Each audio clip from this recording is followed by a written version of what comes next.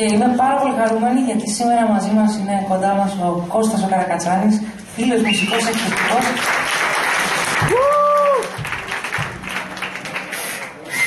Και θα σας παίξουμε ένα κομμάτι από τα καινούργια τραγούδια που ετοιμάζουμε αυτόν τον καιρό, στο οποίο ηχογραφήσαμε μαζί με τον Κώστα και τα υπόλοιπα παιδιά που είναι εδώ. Και το έχω γράψει κάποια στιγμή όταν έμενα στα Πατήσια και μετακόμιζα. Πατησάρες. Λοιπόν, και βάζει περιπτώσει έτσι πάνω στη μετακόμιση εκεί είχα κάτι συναισθηματισμοί και έγραψα αυτό το ασματάκι.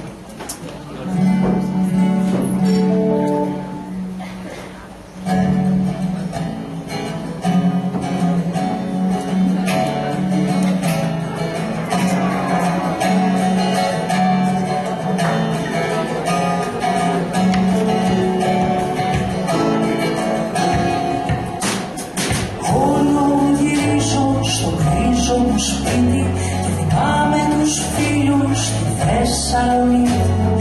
Πάει ανάγκη για κάτι να σπρώχνω